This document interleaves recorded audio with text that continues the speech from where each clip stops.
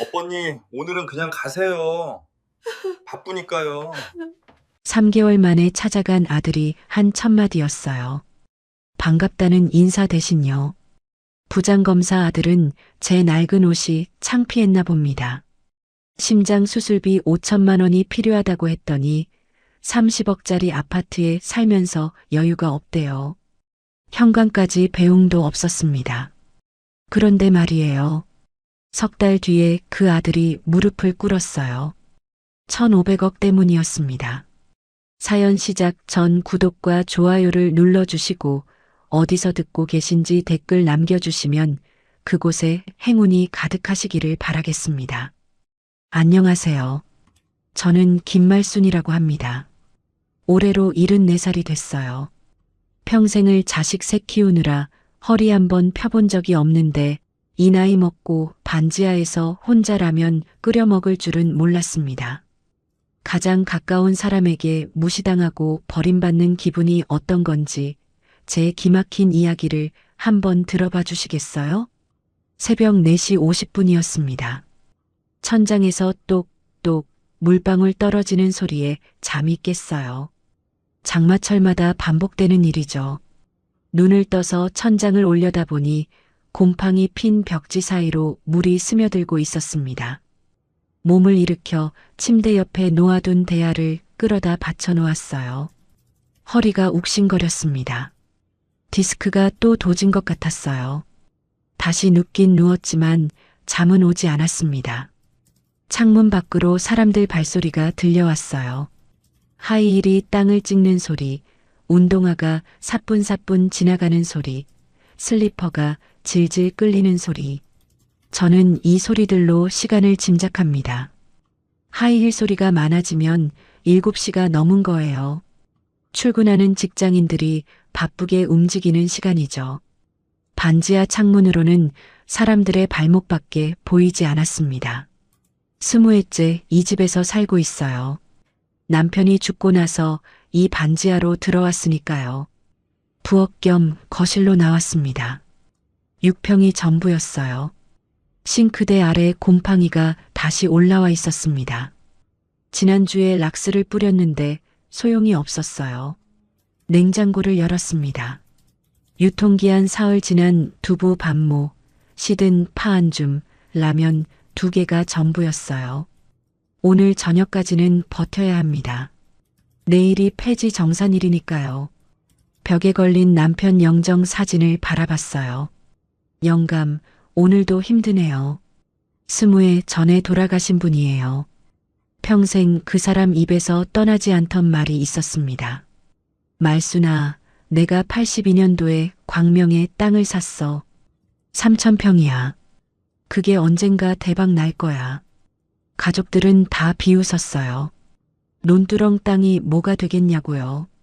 시어머니는 저놈이 집안 망칠 놈이라고 했고 저도 속으로는 미쳤다고 생각했습니다. 하지만 남편은 끝까지 그 말을 믿었어요. 죽는 날까지요. 허리가 또 욱신거렸습니다. 병원비가 없어서 팥으로 버틴 지 3년째예요. 아들들한테 말하면 걱정할까봐 말을 못합니다. 아니, 솔직히 말하면 걱정이나 할까 싶어서요. 큰아들 정호는 3개월째 연락이 없어요. 둘째 정민이는 지난달에 카톡으로 바빠요 한마디 보내온 게 전부였습니다. 막내 정수만 일요일마다 전화해요. 어머니, 밥 드셨어요? 그 한마디가 그렇게 고마울 수가 없었습니다. 폐지 수레를 끌고 밖으로 나갔습니다. 계단이 8개예요. 올라갈 때마다 무릎에서 뚝뚝 소리가 났습니다. 뼈가 부서지는 것 같았어요.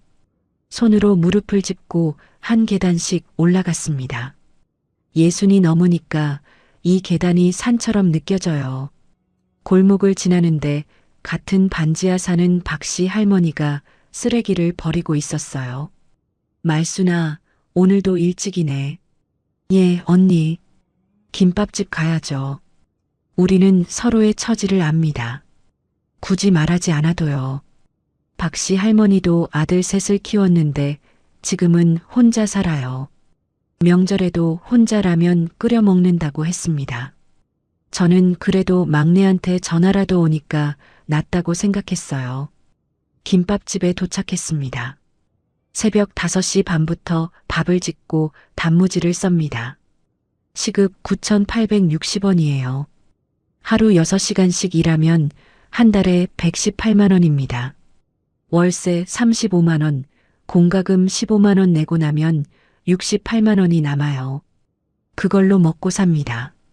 폐지 줍는 건 부수입이에요.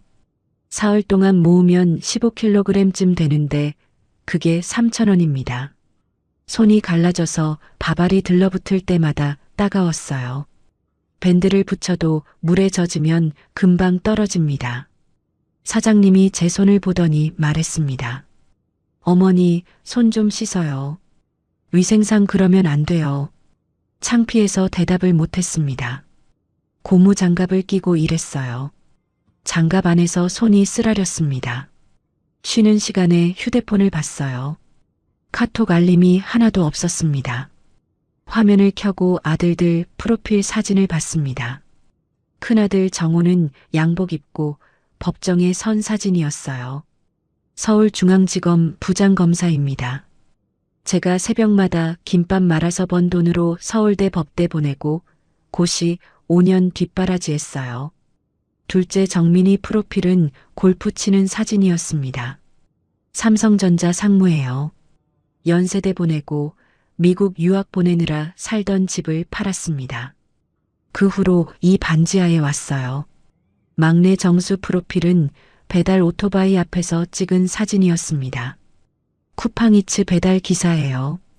형들 뒷바라지 하느라 정수 차례엔 돈이 없었어요. 대학은 꿈도 못 꿨습니다.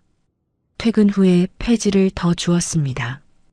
해가 지고 가로등이 켜졌어요. 그림자가 길어졌습니다. 수레를 끌고 걷는 제 그림자를 봤어요. 수레보다 작아 보였습니다. 저는 이렇게 쪼그라들고 있구나 하는 생각이 들었어요. 집에 돌아와서 라면을 끓였습니다. 텔레비전을 켜니까 부잣집 드라마가 나왔어요. 넓은 거실 화려한 샹들리에 온 가족이 모여 웃는 장면. 저는 텔레비전을 껐습니다. 그리고 남편 영정 사진을 바라봤어요. 영감, 당신이 그렇게 믿던 그 땅, 아직도 그냥 논두렁이에요. 43년이 지났는데 대답이 없었습니다. 당연하죠. 죽은 사람한테 대답을 기대하면 안 됩니다. 불을 끄고 누웠어요. 천장에서 물 떨어지는 소리가 똑똑 들렸습니다. 내일도 똑같은 하루가 시작될 거예요.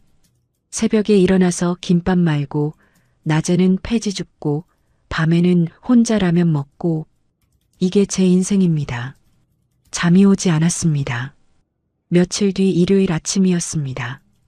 김밥집이 쉬는 날이라 늦잠을 자려고 했는데 박씨 할머니가 대문을 두드렸어요. 말순아, 나와봐. 나와보라니까. 목소리가 심상치 않았습니다. 허둥지둥 문을 열고 나갔더니 박씨 할머니가 신문을 들고 서 있었어요. 얼굴이 하얗게 질려 있었습니다. 손끝이 파르르 떨리고 있었어요. 언니, 무슨 일이에요? 왜 그래요? 이것 좀 봐. 이것 좀 보라고. 박씨 할머니가 신문을 제 눈앞에 들이밀었습니다. 사회면 머리 기사였어요. 제목이 눈에 확 들어왔습니다. 80살 노모 살해한 50대 아들, 15억 유산 노려. 저는 숨이 턱 막혔습니다. 기사를 읽어 내려갔어요. 경기도에 사는 80살 할머니가 아들한테 살해당했다고 했습니다. 아들이 어머니 명의로 된 아파트와 땅을 노리고 범행을 저질렀대요. 평소에 효자 소리 듣던 사람이었다고 합니다. 동네에서 모범적인 가정으로 소문이 자자했대요. 이웃들이 다들 믿을 수 없다고 했습니다. 세상에 이런 일이. 저는 신문을 든 손이 부들부들 떨렸습니다. 다리에 힘이 풀려서 그 자리에 주저앉을 뻔했어요. 말순아, 무섭지 않아? 박씨 할머니가 제 옆에 털썩 주저앉았어요. 평소에 씩씩하던 분이 오늘따라 10살은 더 늙어 보였습니다. 주름진 얼굴에 두려움이 가득했어요. 나도 아들 셋 키웠잖아. 젊어서 남편 잃고 혼자서 공장 다니면서 키웠어. 근데 지금은 명절에도 안 와. 전화도 안 해. 손주 얼굴도 사진으로만 봐. 박씨 할머니가 한숨을 푹 내쉬었습니다. 그래도 나는 괜찮아. 찾아오지 않으니까 무섭지는 않거든. 원망은 되지만 무섭지는 않아. 박씨 할머니가 쓴웃음을 지었습니다. 그 웃음이 너무 서글퍼 보였어요. 근데 말순아, 저 기사 보니까 생각나는 게 있어. 뭔데요, 언니? 돈은 거울이야. 박씨 할머니가 제 눈을 똑바로 쳐다봤습니다. 주름진 눈가에 눈물이 맺혀 있었어요. 목소리가 낮아졌습니다. 사람의 진짜 얼굴을 비추는 거울이라고. 돈 앞에 서기 전까지는 아무도 자기 얼굴을 몰라. 효자인 줄 알았던 자식이 돈 앞에서 귀신이 되고 착한 줄 알았던 며느리가 악마가 돼. 그게 돈이야. 저는 아무 말도 할 수 없었습니다. 가슴이 철렁 내려앉는 것 같았어요. 등골이 서늘해졌습니다. 저 기사에 나온 할머니도 그랬을 거야. 내 아들이 설마 내 아들만은 다르다. 그렇게 믿었겠지. 매일 밥 차려주고 용돈 쥐어주면서 고마운 줄 알겠거니 했을 거야. 근데 결국 어떻게 됐어?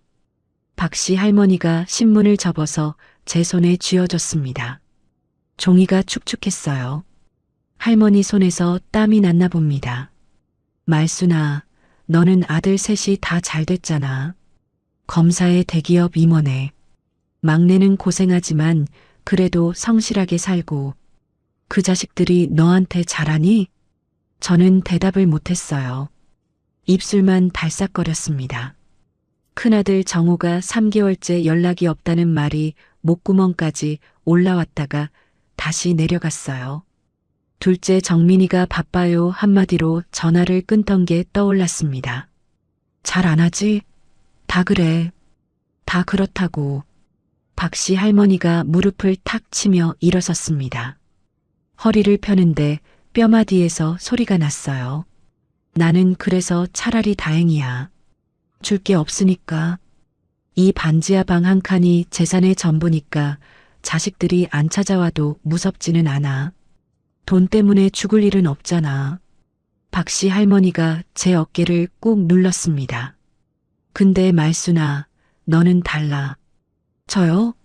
저도 가진 거 없어요. 이 반지하가 전부예요. 정말 그래? 박씨 할머니가 의미심장하게 웃었습니다. 눈빛이 묘했어요. 내 남편이 광명에 땅 샀다고 맨날 그랬잖아. 그거 아직 있는 거 아니야? 심장이 쿵 내려앉았습니다. 남편이 산 그 땅. 43년 전에 800만 원 주고 샀다는 그 논두렁 땅. 저는 까맣게 잊고 있었어요. 아니, 잊으려고 했습니다. 그 땅 때문에 시어머니한테 얼마나 구박을 받았는지 모릅니다. 쓸데없는 데에 돈 쓴다고, 집안 망칠 놈이라고. 그 땅이요? 그거 그냥 논이에요. 아무 가치도 없어요. 그래.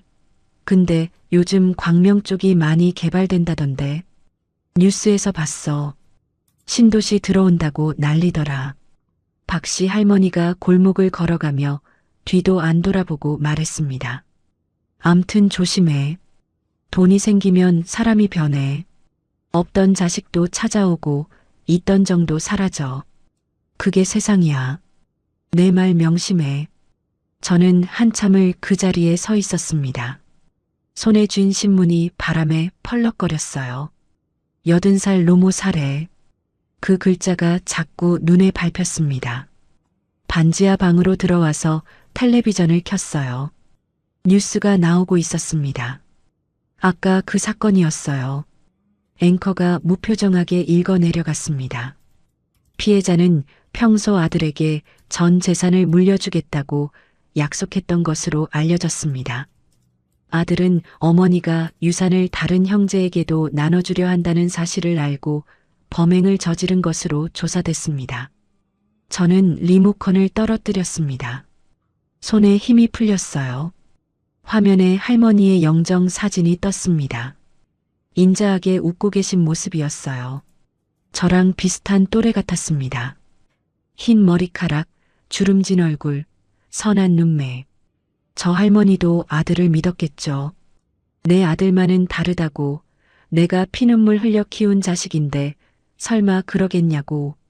그렇게 믿었을 거예요. 저는 벽에 걸린 남편 영정 사진을 바라봤습니다. 영감, 당신이 산 그 땅, 지금 어떻게 됐을까요? 문득 궁금해졌습니다. 43년이나 지났으니 뭔가 달라졌을 수도 있어요. 아니, 그냥 예전처럼 논두렁 그대로일 수도 있고요. 하지만 박씨 할머니 말대로 광명 쪽이 개발되고 있다면 저는 고개를 저었습니다. 무슨 생각을 하는 거야? 그 땅이 뭐가 됐든 나랑 무슨 상관이야. 저는 그냥 반지하에서 김밥이나 많은 늙은이인데. 그런데 가슴 한구석이 자꾸 불안했습니다. 박씨 할머니의 말이 귓가에 맴돌았어요. 돈은 거울이야. 사람의 진짜 얼굴을 비추는 거울. 제 아들들은 어떤 얼굴을 하고 있을까요? 돈 앞에 서면 어떤 모습이 될까요? 저는 그게 갑자기 무서워졌습니다. 그날 밤 잠이 오지 않았습니다. 박씨 할머니의 말이 자꾸 머릿속을 맴돌았어요. 돈은 거울이야. 사람의 진짜 얼굴을 비추는 거울. 저는 이불을 걷어차고 일어났습니다. 새벽 2시였어요. 옷장 깊숙한 곳에 낡은 사진첩이 있었어요. 먼지가 뽀얗게 쌓여 있었습니다. 몇 년 만에 꺼내보는 건지 모르겠어요. 표지가 바래서 무슨 색이었는지도 기억이 안 났습니다. 손으로 먼지를 털어내니까 파란색이었어요. 첫 장을 펼쳤어요. 정호의 대학 입학식 사진이었습니다. 서울대 법대. 정호가 교문 앞에서 환하게 웃고 있었어요. 그때 정호가 22살이었습니다. 저는 45살이었고요. 정호 옆에서 저도 웃고 있었는데 지금 보니까 눈 밑에 다크서클이 시커맸어요. 등록금이 한 학기에 400만 원이었어요. 4년이면 3,200만 원입니다. 그것만이 아니었어요. 고시 준비를 해야 한다고 했습니다. 학원비, 고시원비, 생활비. 정호는 5년 동안 고시 공부를 했어요. 한 달에 250만 원씩 들었습니다. 5년이면 1억 5천만 원이에요. 등록금까지 합치면 1억 8천만 원이 넘었습니다. 저는 새벽 4시에 일어나서 청소 일을 나갔어요. 아파트 계단을 쓸고 복도를 닦았습니다. 손이 트고 무릎이 까져도 정호고시 합격만 생각했어요. 화장실 변기를 닦으면서도 기도했습니다. 제발 우리 정호 붙게 해주세요. 제발이요. 손에 약품이 묻어서 피부가 벗겨져도 장갑 살 돈이 아까웠어요. 다음 장을 넘겼습니다. 정민이의 졸업식 사진이었어요. 연세대 경영학과. 정민이가 학사모를 쓰고 있었습니다. 학사모 술이 바람에 날리고 있었어요. 그 뒤로 정민이는 미국 유학을 갔어요. MBA를 따야 한다고 했습니다. 대기업 임원이 되려면 꼭 필요하다고요. 유학 비용이 1억 5천만 원이었습니다. 저는 그때 살던 집을 팔았어요. 시흥에 있던 작은 아파트였습니다. 20평짜리. 남편이 평생 모은 돈으로 산 집이었어요. 그 집을 팔고 이 반지하로 왔습니다. 정민이 유학 보내고 남은 돈으로 전세를 얻었는데 그것도 다 까먹고 지금은 월세를 살아요. 사진첩을 넘기다가 손이 멈췄습니다. 정수의 고등학교 졸업 사진이었어요. 공업고등학교. 정수가 교복을 입고 어색하게 웃고 있었습니다. 형들처럼 대학 교문 앞에서 찍은 사진이 아니었어요. 그냥 학교 운동장에서 찍은 사진이었습니다. 정수 차례가 됐을 때는 돈이 없었습니다. 정호 고시 뒷바라지하고 정민이 유학 보내고 나니까 아무것도 안 남았어요. 정수는 대학에 가고 싶다고 한 번도 말한 적이 없어요. 하지만 저는 압니다. 그 애가 형들 눈치를 본 거예요. 엄마 고생하는 거 뻔히 보면서 어떻게 대학 보내달라고 하겠어요. 정수는 졸업하자마자 공장에 취직했습니다. 월급을 받으면 반은 제게 갖다 줬어요. 엄마 용돈 하라고. 저는 그 돈을 한 번도 안 썼습니다. 몰래 모아뒀다가 정수가 결혼할 때 보태줬어요. 정수가 울었습니다. 엄마 이거 어디서 났어요? 저도 울었어요. 사진첩 위로 눈물이 뚝뚝 떨어졌어요. 똑같이 낳은 자식인데 왜 이렇게 됐을까요? 왜 막내만 희생해야 했을까요? 가슴이 미어졌습니다. 사진첩을 덮으려는데 뭔가 떨어졌습니다. 낡은 봉투였어요. 누렇게 바랜 봉투.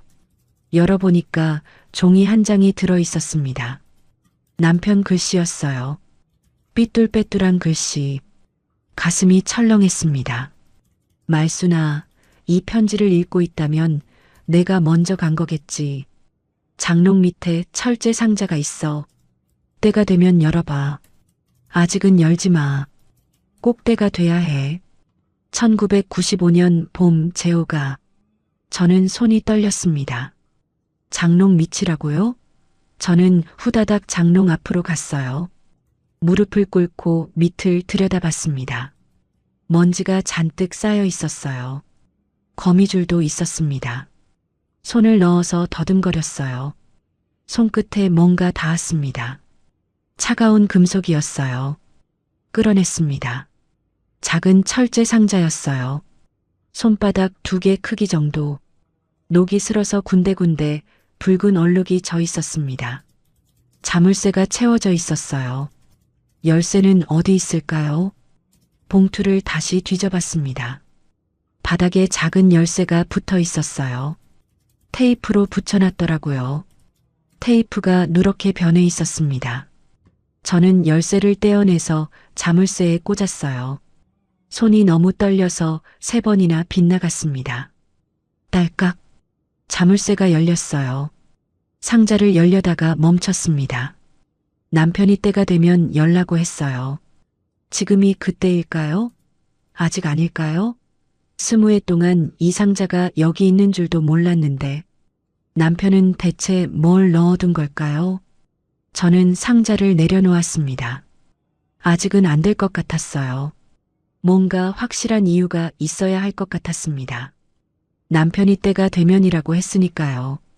지금은 그냥 궁금해서 열려는 거잖아요. 그건 아닌 것 같았습니다. 상자를 다시 장롱 밑에 밀어 넣었어요. 하지만 이제 알았습니다. 남편이 뭔가를 남겨뒀다는 걸요. 그게 뭔지는 모르겠지만 분명히 중요한 거예요. 1995년이면 남편이 돌아가시기 10년 전이에요. 그때부터 준비해둔 거였습니다. 벽에 걸린 남편 영정 사진을 바라봤어요. 영감, 대체 뭘 숨겨둔 거예요? 때가 되면 열라니, 그때가 언제예요? 대답이 없었습니다. 영정 사진 속 남편은 그냥 웃고만 있었어요. 저는 다시 이불 속으로 들어갔습니다. 눈을 감았지만 잠이 안 왔어요. 머릿속에서 여러 가지 생각이 뒤엉켰습니다.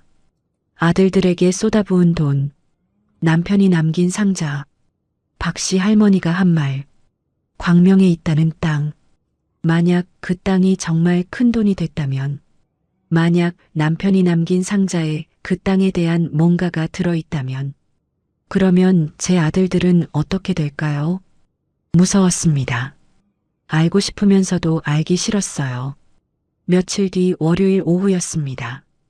김밥집에서 퇴근하고 집으로 돌아오는 길이었어요. 우체통에 뭔가 꽂혀 있었습니다. 흰 봉투였어요. 공문서처럼 딱딱하게 생겼습니다. 관공서에서 온 것 같았어요.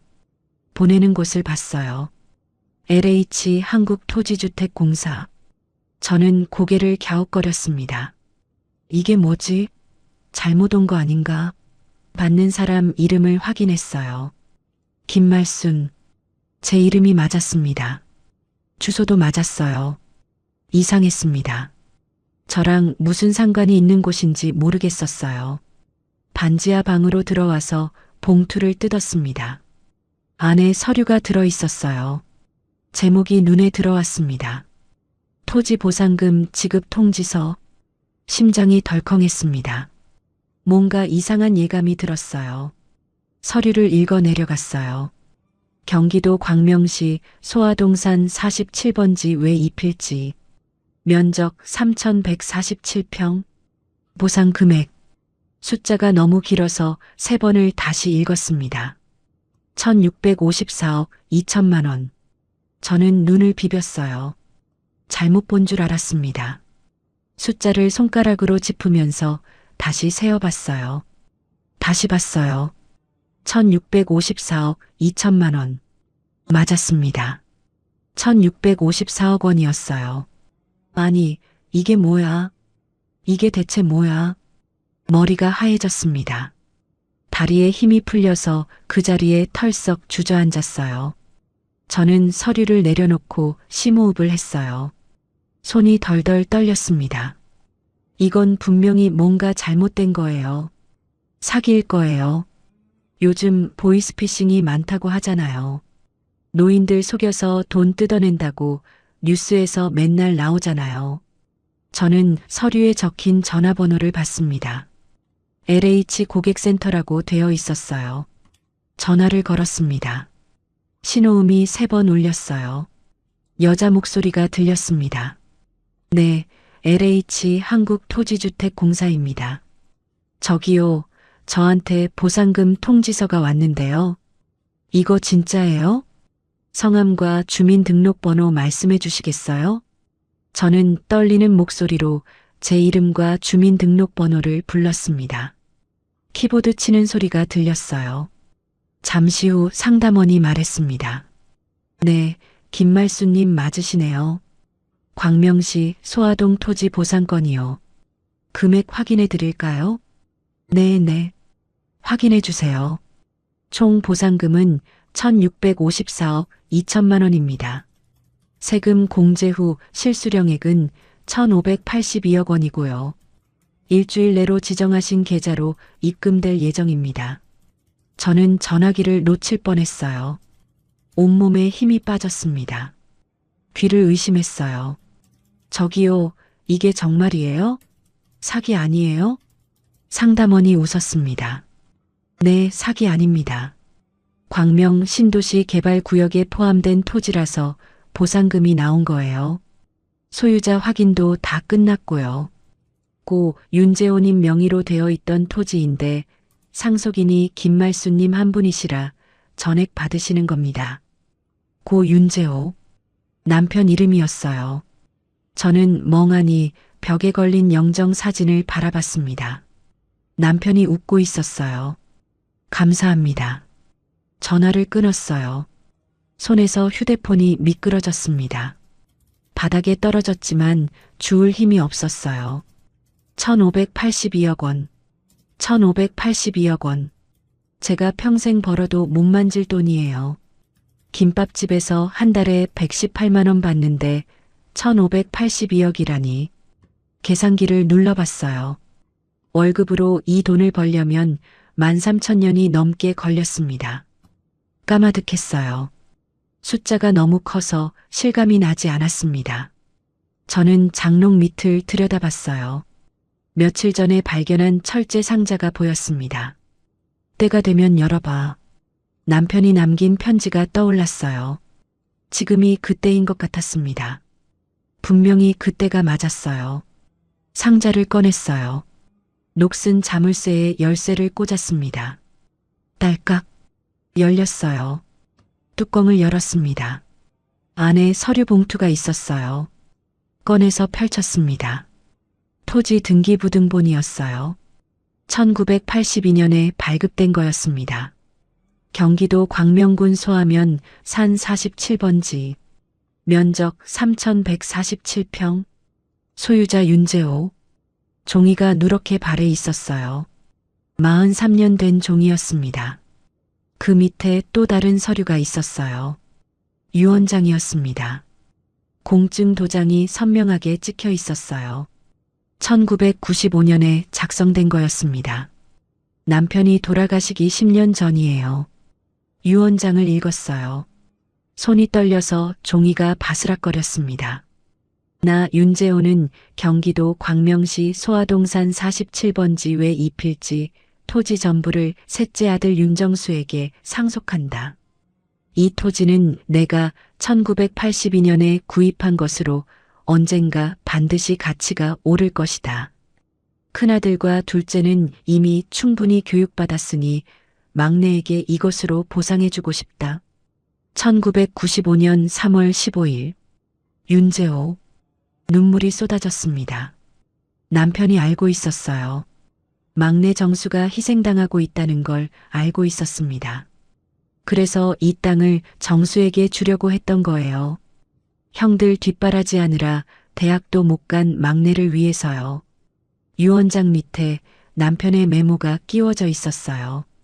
말순아, 미안해. 내가 먼저 가게 되면 이 땅이 어떻게 될지 모르겠어. 하지만 언젠가는 분명히 가치가 있을 거야. 그때가 되면 정수한테 줘. 그 애가 제일 고생했으니까. 형들한테는 우리가 이미 다 해줬잖아. 정수한테는 이게 전부야. 제발 부탁이야.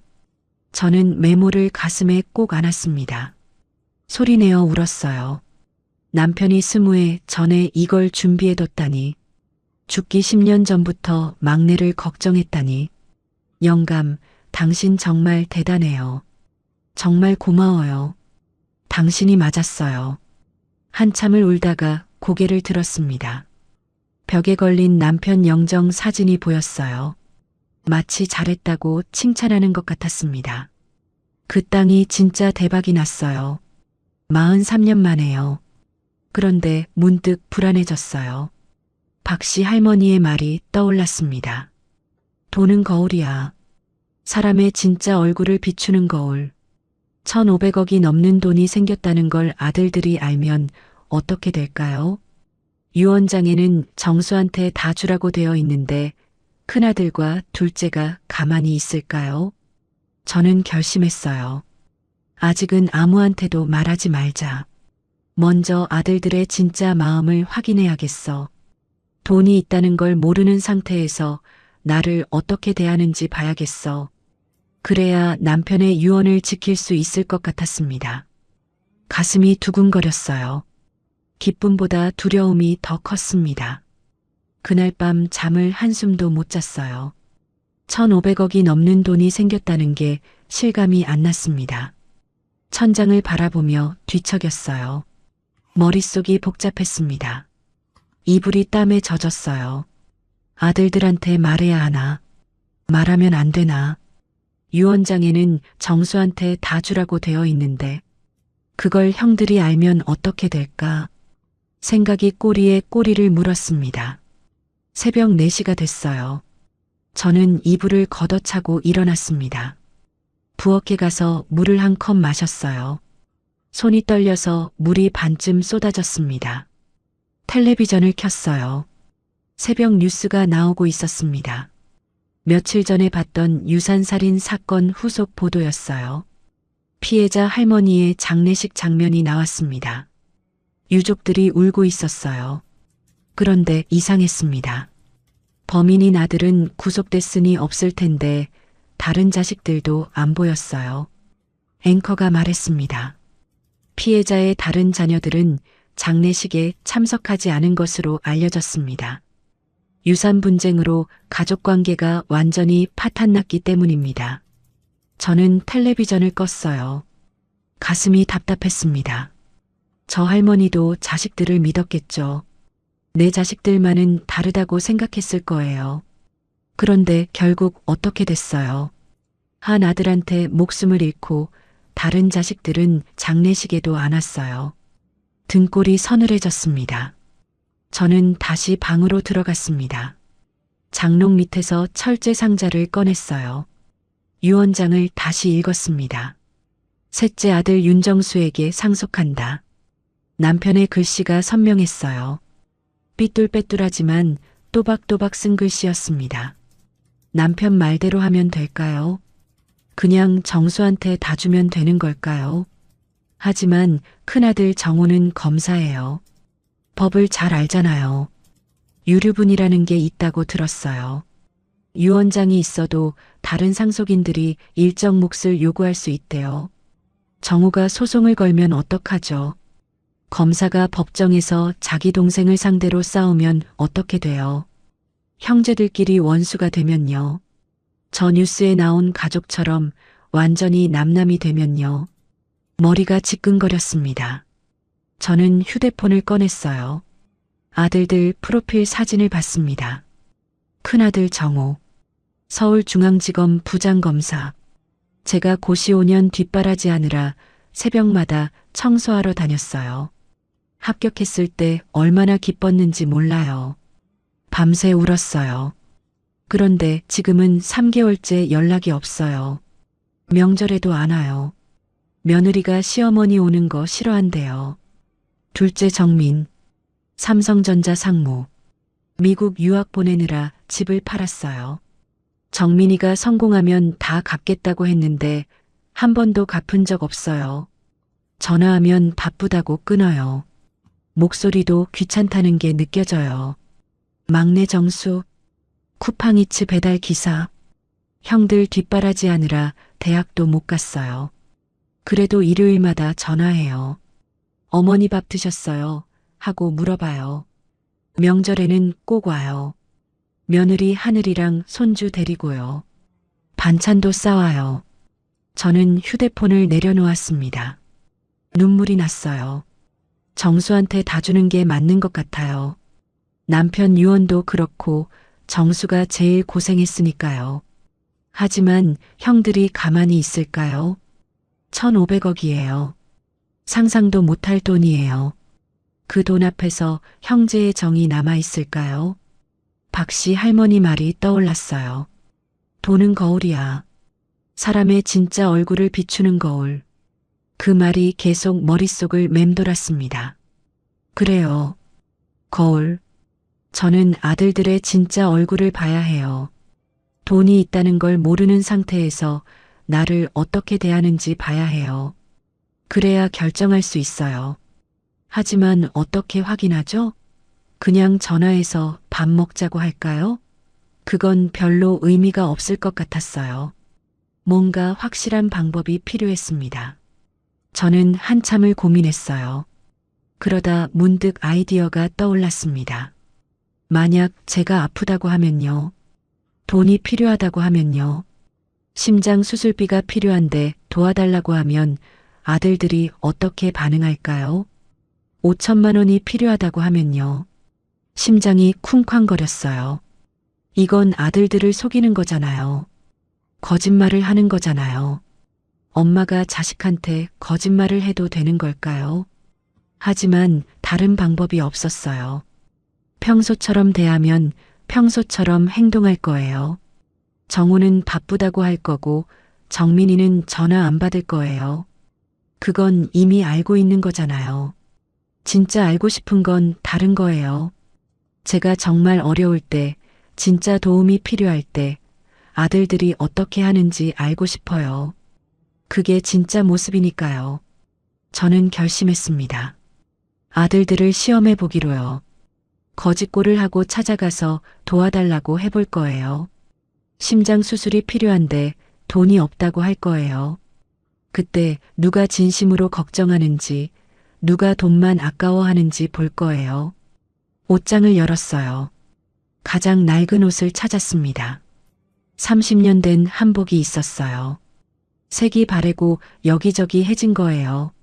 소매에 구멍도 나 있었습니다. 이걸 입고 가면 정말 가난해 보일 거예요. 거울을 봤어요. 주름진 얼굴, 흰 머리카락, 굽은 허리. 굳이 꾸미지 않아도 늙고 불쌍해 보였습니다. 가슴이 아팠어요. 언제 이렇게 늙었을까요? 하지만 지금은 슬퍼할 때가 아니었어요. 저는 마음을 다잡았습니다. 내일 아들들을 찾아갈 거예요. 먼저 큰아들 정호, 그 다음 둘째 정민, 마지막으로 막내 정수. 똑같은 상황에서 누가 어떻게 반응하는지 볼 거예요. 벽에 걸린 남편 영정 사진을 바라봤어요. 영감, 저 이렇게 해도 되는 거죠? 아들들을 시험해봐도 되는 거죠? 대답은 없었어요. 하지만 남편이 고개를 끄덕이는 것 같았습니다. 당신 유언을 지키려면 이 방법밖에 없어요. 정수한테 제대로 물려주려면요. 저는 낡은 한복을 꺼내서 침대 위에 올려놓았어요. 내일이면 답을 알 수 있을 거예요. 무서웠지만 알아야 했습니다. 새벽이 밝아오고 있었어요. 창문 밖으로 희미한 빛이 들어왔습니다. 저는 깊은 숨을 내쉬었어요. 긴 하루가 시작될 것 같았습니다. 제 아들들이 어떤 사람인지 오늘 알게 될 거예요. 돈 앞에서 어떤 얼굴을 하는지 두 눈으로 똑똑히 볼 거예요. 가슴이 떨렸습니다. 하지만 반드시 알아야 했어요. 아침 일찍 일어나서 낡은 한복을 입었습니다. 거울을 보니까 정말 가난한 할머니 같았어요. 머리도 빗지 않았습니다. 일부러요. 화장기 없는 얼굴에 주름이 더 깊어 보였어요. 버스를 2번 갈아타고 서초동으로 갔습니다. 큰아들 정우가 사는 아파트였어요. 레미안 퍼스티지. 60평짜리 아파트가 30억이 넘는다고 들었습니다. 저는 경비실 앞에서 멈췄어요. 경비원이 저를 위아래로 훑어봤습니다. 눈빛이 싸늘했어요. 해진 한복을 입은 늙은 할머니가 이런데 왜 왔나 싶었겠죠. 어디 가세요? 1503호요. 윤정우 검사 집이요. 댁이 누구신데요? 어머니예요. 정우 어머니. 경비원 표정이 바뀌었어요. 믿기지 않는다는 눈치였습니다. 부장검사 어머니가 이런 차림을 하고 있다니 이상했겠죠. 저도 이상했어요. 내 아들 집에 들어가는데 왜 이렇게 눈치를 봐야 하는지. 잠시만요. 확인해 볼게요. 경비원이 인터폰을 들었어요. 신호음이 길게 울렸습니다. 한참 뒤에 며느리 목소리가 들렸어요. 네, 손님이 오셨는데요. 윤정우 검사님 어머니시래요. 잠깐 침묵이 흘렀습니다. 며느리가 한숨을 쉬는 게 인터폰 너머로 들렸어요. 아, 네. 올려보내세요. 경비원이 저를 보며 고개를 끄덕였습니다. 저는 엘리베이터를 탔어요. 15층 버튼을 눌렀습니다. 손이 떨렸어요. 3개월 만에 보는 아들이었습니다. 엘리베이터 문이 열렸어요. 1503호 앞에 섰습니다. 초인종을 누르려는데 문이 먼저 열렸어요. 며느리 은주가 서 있었습니다. 명품 원피스를 입고 있었어요. 귀에는 다이아몬드 귀걸이가 반짝였습니다. 어머니, 왜 연락도 없이 오셨어요? 반갑다는 말은 없었어요. 저는 억지로 웃었습니다. 정우 있어? 출근했어요. 토요일인데도 일이 있대요. 그래. 그럼 잠깐 기다려도 될까? 은주의 얼굴이 굳었어요. 입술을 꾹 다물었습니다. 대답하기 싫다는 게 얼굴에 다 보였어요. 들어오세요. 마지못해 문을 열어줬습니다. 저는 현관에서 신발을 벗었어요. 거실이 넓었습니다. 제 반지하 방 10배는 될 것 같았어요. 소파가 가죽이었고 벽에는 큰 그림이 걸려 있었습니다. 창문 밖으로 한강이 보였어요. 뭐 드릴까요? 커피요? 물만 줘. 은주가 물을 가져왔어요. 유리잔에 담긴 물이었습니다. 저는 한 모금 마시고 물었어요. 정우 몇 시에 와? 몰라요. 늦을 수도 있어요. 은주가 휴대폰을 들여다봤습니다. 저랑 대화하기 싫다는 티가 났어요. 저는 가방에서 병원 서류를 꺼냈습니다. 어젯밤에 만든 가짜 서류였어요. 대학병원 로고를 인터넷에서 찾아서 붙였습니다. 은주야, 사실은 내가 할 말이 있어서 왔어. 네, 나 심장이 안 좋아. 수술해야 한대. 은주가 휴대폰에서 눈을 떼고 저를 봤어요. 표정이 묘했습니다. 놀란 것 같기도 하고 귀찮은 것 같기도 했어요. 수술이요? 얼마나 심각한데요? 의사가 빨리 해야 한대. 안 그러면 위험하대. 아, 그래요? 그게 다였어요. 걱정한다는 말도 어디 병원이냐는 말도 없었습니다. 그냥 아, 그래요. 가슴이 서늘해졌어요. 수술비가 5천만 원이 필요해. 내가 돈이 없어서. 은주의 눈이 커졌어요. 아까보다 훨씬 큰 반응이었습니다. 돈 얘기가 나오니까 관심이 생긴 거예요. 5천만 원이요? 그건 좀. 정우한테 말해줄 수 있어? 정우도 요즘 여유가 없어요. 애들 학원비도 비싸고 대출도 있고 30억짜리 아파트에 살면서 여유가 없다고요. 저는 속으로 쓴웃음을 지었어요. 하지만 내색하지 않았습니다. 그래도 내가 아프잖아. 수술 안 하면 죽을 수도 있대. 일단 정우한테 말은 해볼게요. 근데 기대는 하지 마세요. 기대는 하지 마세요. 그 말이 가슴에 박혔어요. 시어머니가 죽을 수도 있다는데 기대하지 말래요. 눈물이 날 것 같았지만 참았습니다. 그때 현관문이 열렸어요. 정우가 들어왔습니다. 양복을 입고 서류 가방을 들고 있었어요. 저를 보더니 멈칫했습니다. 어머니, 웬일이세요? 정우야. 저는 일어났어요. 아들에게 다가가려고 했습니다. 그런데 정우가 한 발 물러섰어요. 제 한복을 보더니 얼굴을 찡그렸습니다. 어머니, 왜 이런 옷을 입고 오셨어요? 경비원이 뭐라고 하지 않던가요? 반갑다는 말이 아니었어요. 왜 이런 옷을 입었냐고요? 창피하다는 거였습니다. 부장검사 어머니가 거짓골을 하고 왔으니까 창피한 거예요. 그냥 편한 옷 입고 왔지. 다음에는 좀 단정하게 입고 오세요. 사람들이 보잖아요. 정우가 한숨을 쉬었어요. 마치 문제아를 대하는 선생님 같았습니다. 저는 가슴이 쿵 내려앉았어요. 정우야, 나 심장 수술해야 해. 5천만 원이 필요해. 정우가 눈썹을 치켜 올렸어요. 은주 쪽을 흘깃봤습니다. 은주가 고개를 끄덕였어요. 이미 얘기했다는 뜻이었겠죠. 어머니, 제가 요즘 여유가 없어요. 아시잖아요. 모르겠어서 그래. 어떻게 여유가 없어? 집 대출 이자만 한 달에 500만 원이에요. 애들 학원비, 생활비 다 합치면 빠듯해요. 정우가 짜증 섞인 목소리로 말했어요. 저는 아들의 얼굴을 바라봤습니다. 싸늘했어요. 제가 고시 5년 동안 새벽마다 청소하던 게 기억나지 않는 모양이었습니다. 그래, 알았어. 바쁘면 됐어. 저는 가방을 들고 일어났어요. 더 있고 싶지 않았습니다.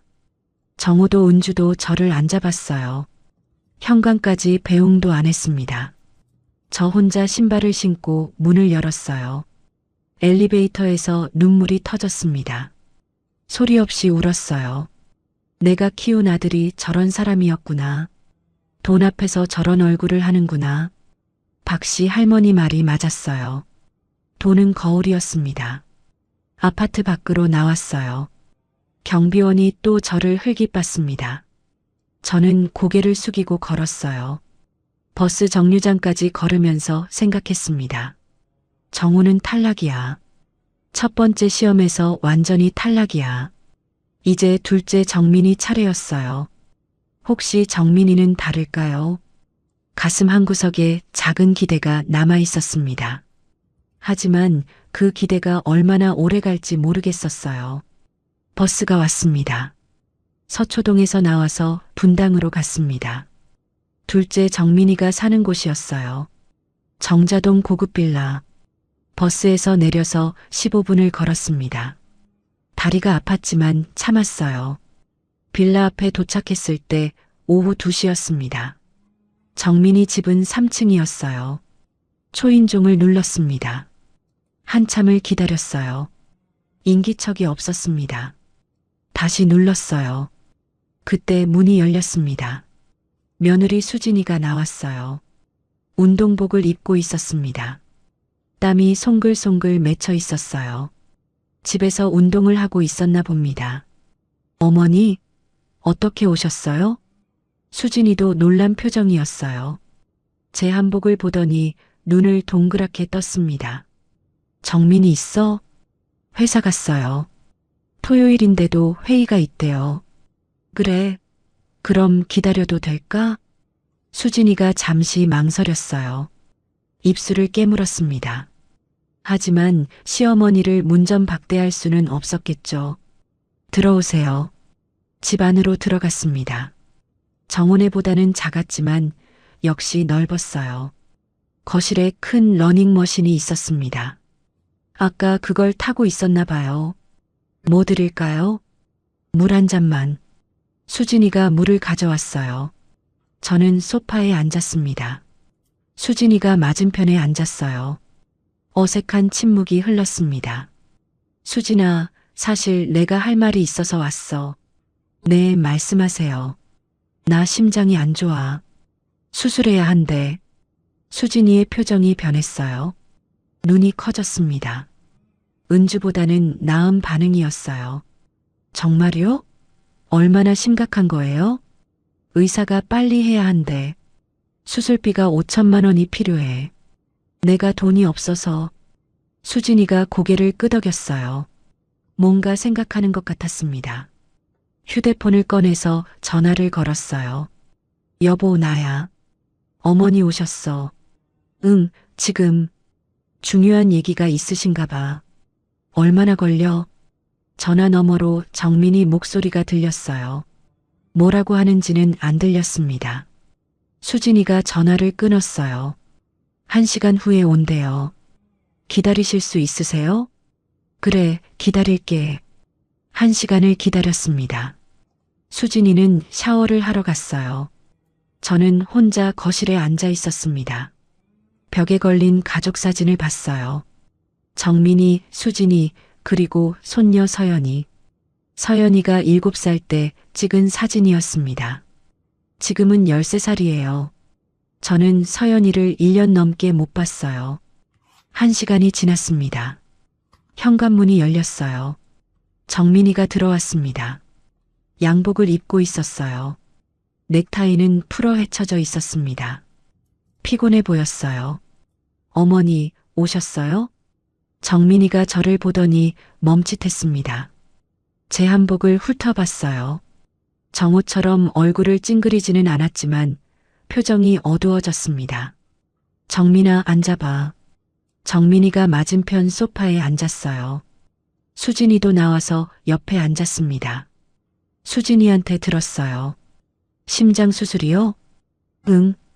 5천만 원이 필요해. 정민이가 한숨을 쉬었어요. 두 손으로 얼굴을 문질렀습니다. 피곤하다는 티가 역력했어요. 어머니, 솔직히 말씀드릴게요. 그래, 말해봐. 저도 요즘 상황이 안 좋아요. 회사에서 구조조정 얘기가 나오고 있어요. 상무라고 안전한 게 아니에요. 언제 잘릴지 몰라요. 정민이가 고개를 숙였습니다. 목소리가 떨렸어요. 진심으로 힘들어 보였습니다. 그래서 돈이 없다는 거야? 없는 건 아닌데 지금 꺼내기가 어려워요. 만약에 제가 잘리면 그 돈이 생활비예요. 서연이 학원비도 있고. 저는 정민이를 바라봤어요. 이 아이는 정우랑 달랐습니다. 정우는 돈이 아깝다는 티를 팍팍 냈어요. 하지만 정민이는 진짜로 걱정을 하고 있었어요. 눈빛이 흔들렸습니다. 자기 상황이 힘들어서 못 도와주는 것 같았어요. 정민아, 얼마라도 안 될까? 전부 다 달라는 게 아니야. 정민이가 수진이를 봤어요. 수진이가 작은 목소리로 말했습니다. 1,000만 원 정도는 가능할 것 같아요. 정민이가 고개를 끄덕였어요. 어머니, 1,000만 원까지는 해드릴게요. 나머지는 형한테 얘기해 보셨어요? 형한테는 이미 갔다 왔어. 안 된대. 정민이 얼굴이 굳었습니다. 입술을 꽉 다물었어요. 형이요? 형이 안 된다고 했어요? 응. 여유가 없대. 말도 안 돼. 형은 30억짜리 아파트에 살면서 여유가 없다고요? 정민이가 화를 냈어요. 주먹을 불끈 쥐었습니다. 저는 오히려 놀랐어요. 정민이가 형 대신 화를 내고 있었거든요. 됐어. 형 얘기는 하지 마. 아니, 어머니. 형이 너무한 거예요. 어머니가 수술해야 하는데 돈이 없다고요? 말이 돼요? 정민이가 휴대폰을 꺼냈어요. 정우한테 전화를 걸려는 것 같았습니다. 저는 말렸어요. 하지 마. 괜히 형제 싸움 나. 형제 싸움이 문제가 아니잖아요. 어머니 건강이 먼저죠. 저는 정민이를 다시 봤습니다. 이 아이는 그래도 마음이 있었어요. 돈은 많이 못 주지만 걱정은 하고 있었습니다. 형한테 화도 내고 있었어요. 정민아, 고마워. 1,000만 원만 줘도 돼. 나머지는 내가 알아서 할게. 정민이가 한숨을 쉬었어요. 죄송해요, 어머니. 더 도와드리고 싶은데. 제 상황이 이래서. 괜찮아. 내 마음 알았어. 힘든 건 엄마도 알아. 저는 일어났습니다. 정민이네를 나왔어요. 정민이가 현관까지 따라 나왔습니다. 엄마 조심해서 가세요 하고 말했어요. 정우랑은 달랐습니다. 엘리베이터에서 생각했습니다. 정민이는 정우보다 나았어요. 완전히 외면하지는 않았습니다. 하지만 그래도 아쉬웠어요. 제가 정민이 유학 보내느라 집을 팔았는데 1억 5천만 원을 썼는데 지금 1,000만 원밖에 못 준다고요. 이제 막내 정수만 남았어요. 정수는 어떨까요? 솔직히 기대가 됐습니다. 그 애는 늘 달랐으니까요. 형들이 바쁘다고 안 올 때도 정수는 왔어요. 일요일마다 전화하고 명절에는 꼭 찾아왔습니다. 하지만 정수는 돈이 없어요. 배달기사가 무슨 돈이 있겠어요. 마음은 있어도 능력이 없으면 어떡하죠. 버스를 타면서 생각했습니다. 정수한테 가면 뭘 알 수 있을까? 이미 답은 정해져 있는 것 같았어요. 하지만 끝까지 확인해야 했습니다. 남편의 유언을 지키려면요. 창밖으로 해가 기울고 있었습니다. 긴 하루였어요. 아직 끝나지 않았습니다. 마지막 시험이 남았어요. 분당에서 버스를 타고 안양으로 갔습니다. 막내 정수가 사는 곳이었어요. 낡은 빌라 4층, 엘리베이터도 없는 곳이었습니다. 계단을 오르는데 숨이 찼어요. 다리가 후들거렸습니다. 401호 앞에 섰습니다. 초인종을 누르려는데 문이 열렸어요. 며느리 하늘이가 쓰레기 봉투를 들고 나오다가 저를 봤습니다. 어머니, 하늘이가 쓰레기 봉투를 내려놓고 저를 안았어요. 따뜻했습니다. 정훈의 며느리도 정민이네 며느리도 안아주지 않았는데 눈물이 날 뻔했어요. 어머니, 어떻게 오셨어요? 전화 주시지. 제가 모시러 갔을 텐데. 그냥 왔어. 정수 있어? 배달 나갔어요. 곧 올 거예요. 들어오세요. 집 안으로 들어갔습니다. 좁았어요. 거실이랑 방이 하나뿐이었습니다. 15평도 안 돼 보였어요. 하지만 깨끗했습니다. 구석구석 정리가 잘 되어 있었어요. 어머니, 밥 드셨어요? 저녁 차려드릴게요. 아니야, 괜찮아. 안 돼요. 얼굴이 많이 안 좋으세요. 잠깐만요. 하늘이가 부엌으로 갔어요. 냉장고를 열더니 이것저것 꺼냈습니다. 저는 소파에 앉았어요. 소파가 낡아서 스프링이 튀어나와 있었습니다. 엉덩이가 불편했지만 참았어요. 그때 문이 열렸습니다. 정수가 들어왔어요. 배달 가방을 메고 있었습니다. 헬멧을 벗더니 저를 보고 눈이 커졌어요. 어머니, 어머니. 정수가 달려왔습니다. 제 앞에 무릎을 꿇었어요. 제 손을 잡았습니다. 손이 거칠었어요. 매일 오토바이를 타니까 그렇겠죠. 어머니, 왜 이렇게 말랐어요? 밥은 제대로 드시는 거예요? 정수의 눈에 눈물이 고였어요. 저를 보는 것만으로 눈물이 나온 거예요. 형들은 제 옷이 낡았다고 창피해했는데 정수는 제가 말랐다고 걱정했습니다. 괜찮아. 엄마 괜찮아. 안 괜찮아요. 일요일마다 전화드리는데 목소리가 점점 힘이 없어지잖아요. 걱정됐어요. 정수가 제 손을 꼭 잡았어요. 따뜻했습니다. 이 온기가 그리웠어요. 하늘이가 밥상을 차려왔습니다. 된장찌개랑 계란말이, 김치, 나물. 소박한 반찬이었지만 정성이 느껴졌어요. 어머니, 많이 드세요. 고마워, 하늘아. 저는 밥을 먹었습니다. 배가 고팠어요. 아침부터 아무것도 못 먹었거든요. 정수가 옆에 앉아서 저를 지켜봤어요. 하늘이가 물을 따라줬습니다.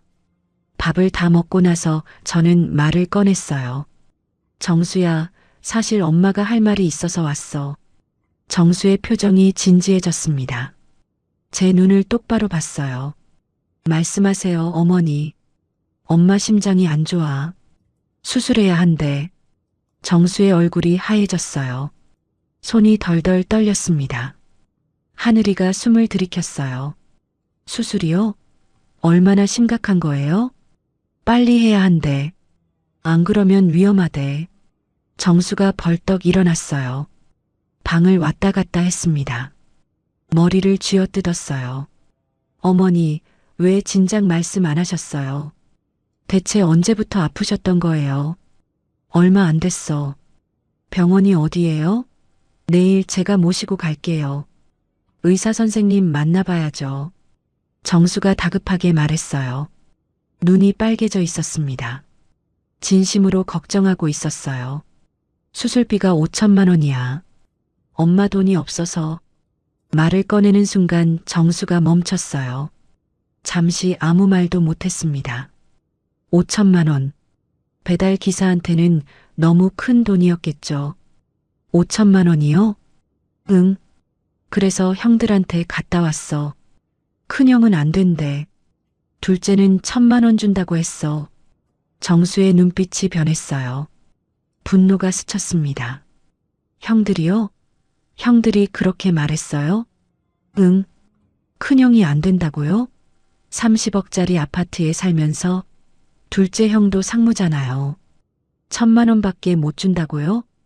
정수가 주먹을 불끈 쥐었어요. 화가 난 게 역력했습니다. 하늘이가 정수의 팔을 잡았어요. 여보, 진정해. 진정이 돼? 어머니가 심장 수술을 해야 하는데 형들이 저래. 정수가 휴대폰을 꺼냈어요. 큰형한테 전화를 걸려는 것 같았습니다. 저는 말렸어요. 하지 마. 괜히 싸우지 마. 아니에요, 어머니. 이건 안 돼요. 됐어. 형들한테 기대 안 해. 그냥 내 마음만 알면 돼. 정수가 멈췄어요. 저를 바라봤습니다. 눈에 눈물이 맺혀 있었어요. 어머니, 저한테는 얼마 없어요. 하지만 있는 거 다 드릴게요. 정수가 방으로 갔어요. 잠시 후에 통장을 들고 나왔습니다. 저한테 내밀었어요. 여기 800만 원 있어요. 전부예요. 제가 3년 동안 모은 거예요. 어머니 드릴게요. 저는 통장을 봤어요. 잔액이 804만 원이었습니다. 정수가 가진 전부였어요. 정수야, 이건 내 돈이야.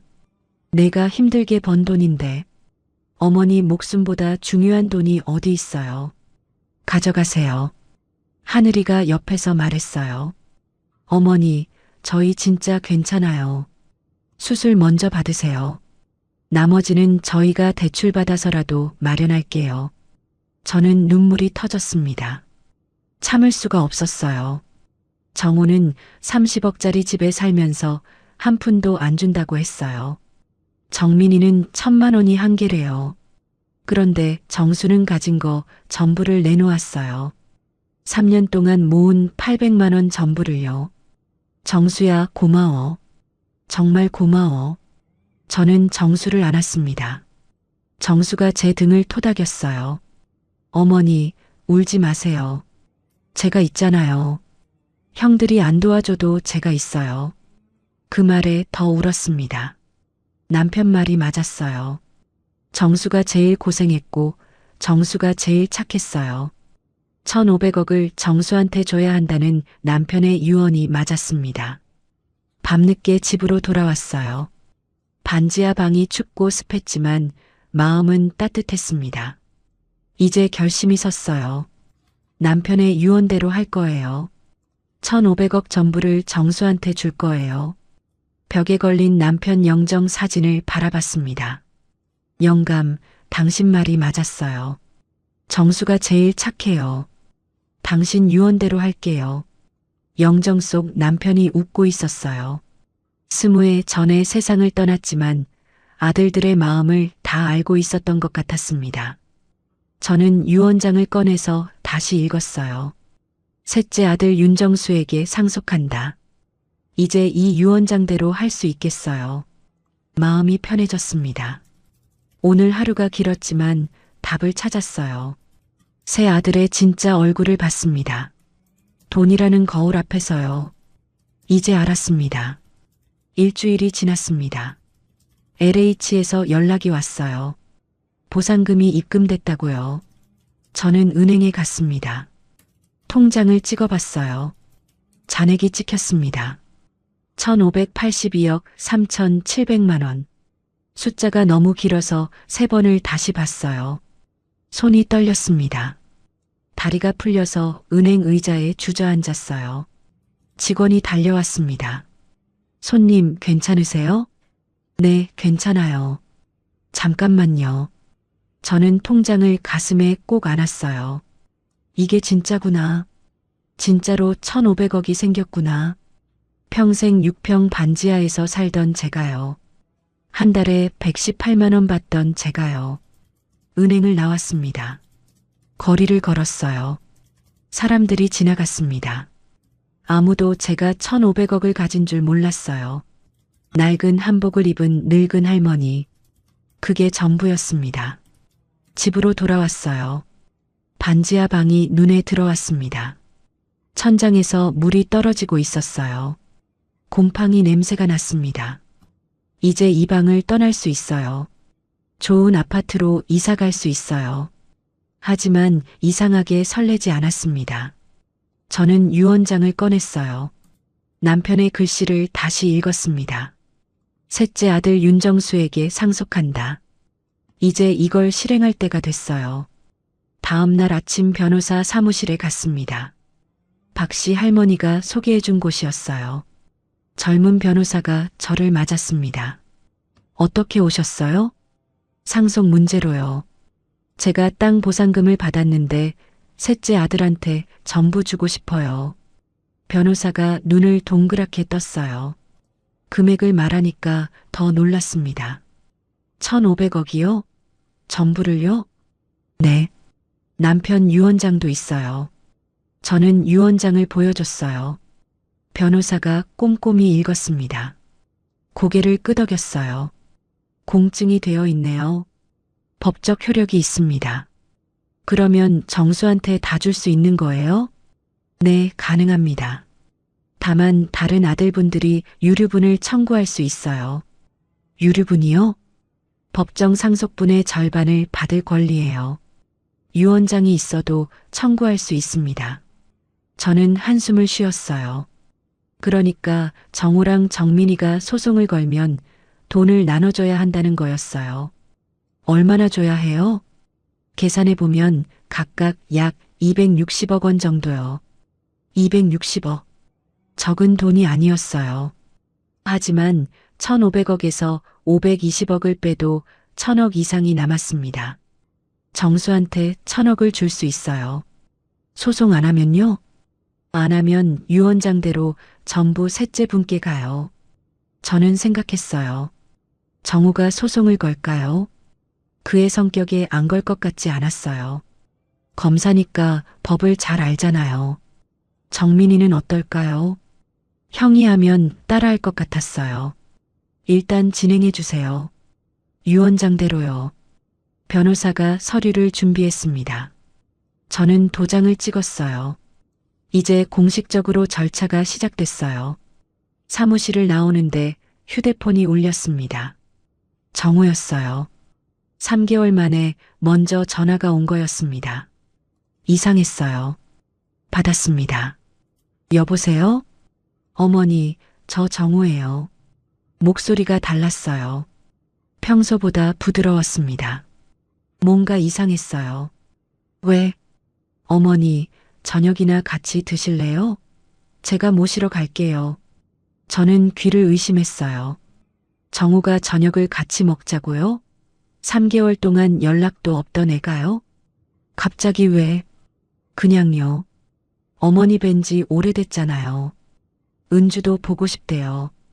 은주가 저를 보고 싶다고요? 일주일 전에 귀찮은 표정으로 저를 맞던 은주가요? 뭔가 이상했습니다. 무슨 일 있어? 아니에요. 그냥 효도하고 싶어서요. 효도. 그 말이 귀에 걸렸어요.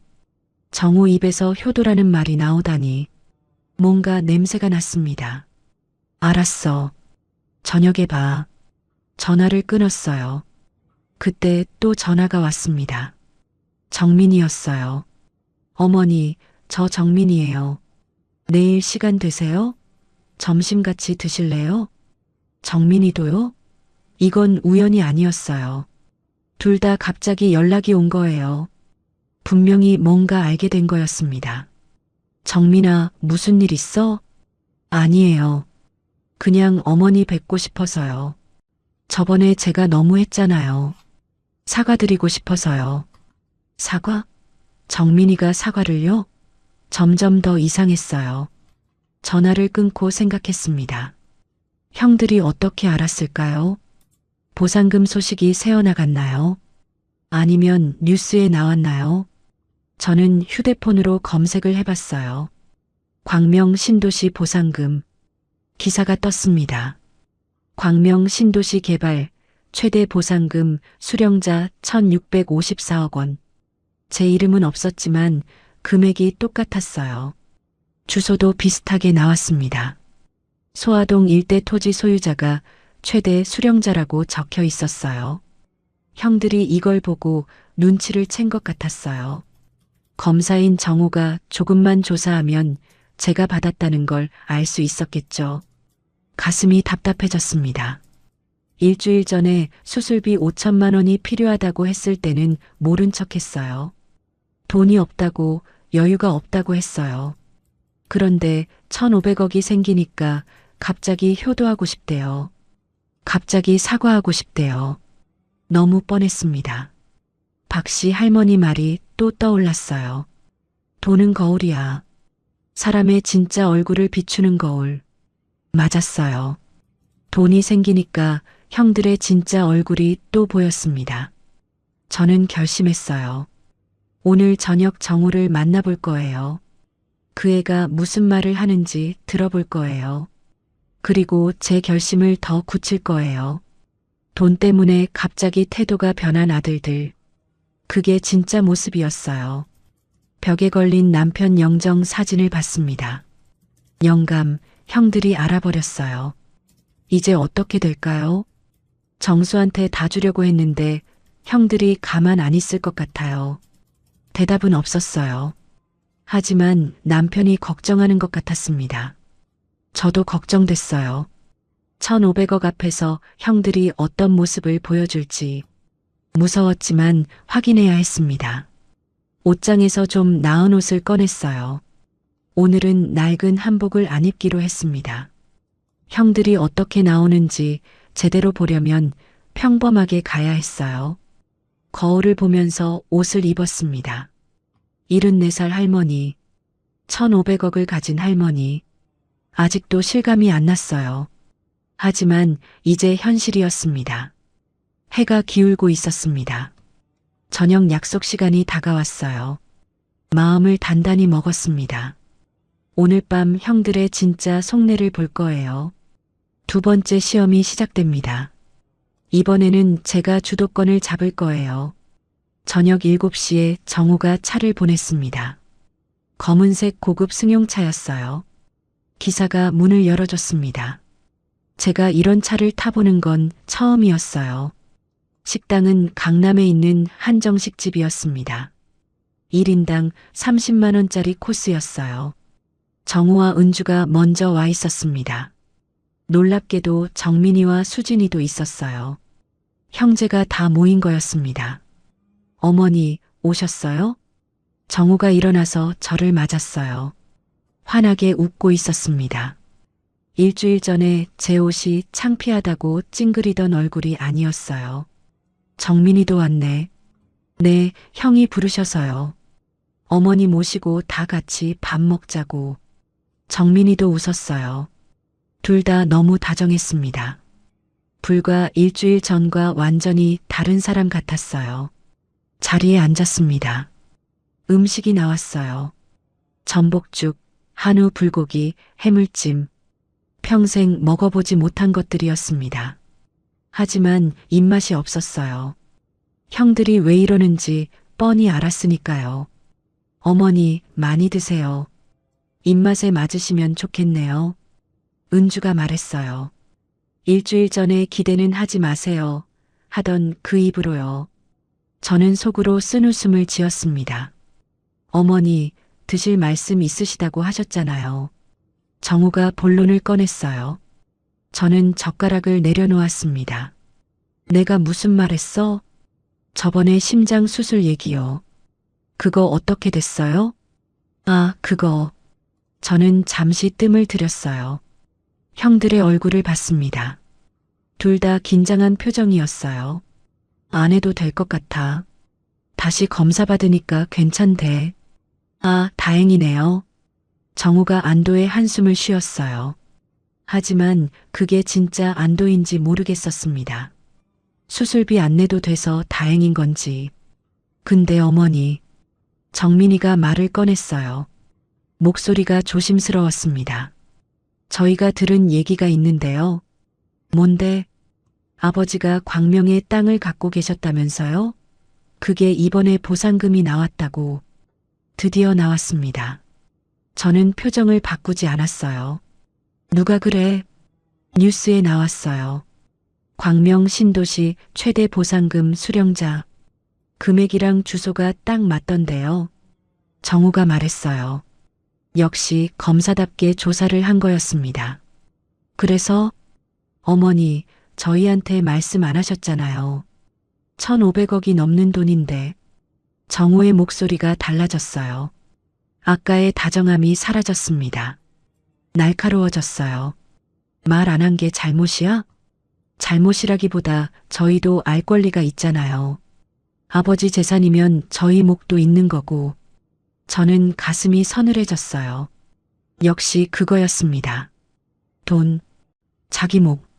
아버지가 유언장을 남겼어. 유언장이요? 정우와 정민이 동시에 물었어요. 눈빛이 예리해졌습니다. 정수한테 다 주라고. 침묵이 흘렀습니다. 정우의 얼굴이 굳었어요. 정민이가 숨을 들이켰습니다. 정수한테요? 전부 다요? 응. 아버지 유언이야. 그게 말이 돼요? 정우가 목소리를 높였어요. 다른 손님들이 쳐다봤습니다. 은주가 정우의 팔을 잡았어요. 여보, 진정해. 진정이 돼? 1,500억을 정수한테 다 준다고? 정수가 뭘 했다고? 정수는 형들 때문에 대학도 못 갔어. 아버지가 그걸 미안해했어. 그래서 1,500억을 줘요? 대학 안 간 게 1,500억 값이에요? 정우가 비웃었어요. 그 표정을 보니까 속이 뒤집혔습니다. 정우야, 내가 대학 갈 때 엄마가 얼마나 고생했는지 알아? 알죠. 근데 그건 부모가 당연히 할 일 아니에요?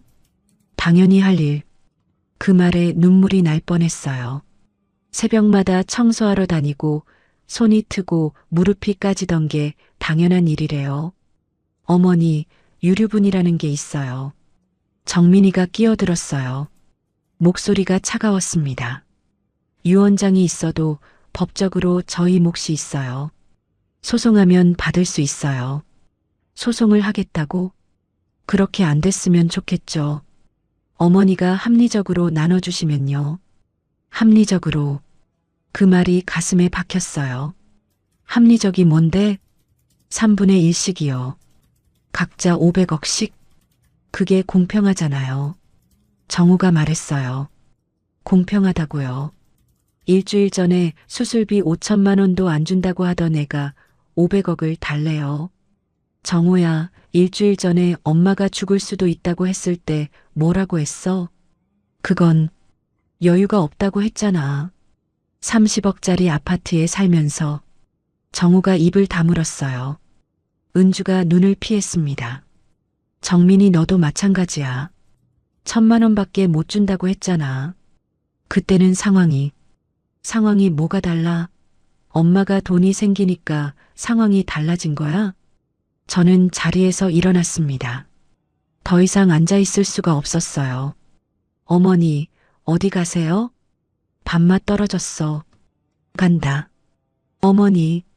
정우가 불렀지만 돌아보지 않았어요. 식당을 나왔습니다. 바깥 공기가 차가웠어요. 눈물이 흘렀습니다. 택시를 잡아탔어요. 집으로 가는 동안 휴대폰이 계속 울렸습니다. 정우, 정민이. 번갈아 가며 전화가 왔어요. 받지 않았습니다. 반지하 방에 도착했어요. 문을 열고 들어갔습니다. 어둡고 습했어요. 하지만 지금은 이 방이 편했습니다. 적어도 여기서는 아무도 저한테 돈을 달라고 안 하니까요. 벽에 걸린 남편 영정 사진을 봤어요. 영감, 형들이 소송하겠대요. 정수한테 주면 안 된대요. 어떡해요? 대답은 없었어요. 하지만 남편이 화가 난 것 같았습니다. 저도 화가 났어요. 슬프고 화가 났습니다. 그때 문자가 왔어요. 정우였습니다. 어머니, 이건 가족 문제예요. 변호사 끼지 말고 우리끼리 해결해요. 안 그러면 저도 방법을 찾아야 해요. 협박이었습니다. 제 아들이 저를 협박하고 있었어요. 손이 떨렸습니다. 또 문자가 왔어요. 이번엔 정민이었습니다. 어머니, 형 말이 맞아요. 가족끼리 싸우면 다 힘들어져요. 잘 생각해 주세요. 형제가 한편이 된 거였어요. 둘이서 저를 압박하고 있었습니다. 1,500억 앞에서 형들의 진짜 모습이 드러났어요. 돈 앞에서는 친엄마도 없는 거였습니다. 저는 휴대폰을 꺼버렸어요. 더 이상 보고 싶지 않았습니다. 이불을 뒤집어 쓰고 울었어요. 소리 없이 울었습니다. 내가 키운 아들들이 이런 사람들이었구나. 돈 때문에 엄마를 협박하는 사람들이었구나. 박씨 할머니 말이 맞았어요. 돈은 거울이었습니다. 1,500억이라는 거울 앞에서 형들의 추한 얼굴이 보였어요. 그리고 저는 결심을 더 굳혔습니다. 절대로 형들한테 한 푼도 안 줄 거예요. 남편 유언대로 정수한테 다 줄 거예요. 무슨 일이 있어도요. 며칠 뒤 낯선 사람들이 찾아왔습니다. 양복을 입은 남자 2명이었어요. 초인종이 울려서 문을 열었더니 서 있었습니다. 명함을 내밀었어요. 법무법인 소속 변호사들이었습니다. 김말수님이시죠? 네, 그런데요. 저희가 윤정호 씨 대리인입니다. 서류를 전달하러 왔습니다. 정우가 보낸 변호사들이었어요. 서류를 받았습니다. 손이 떨렸어요. 봉투가 묵직했습니다.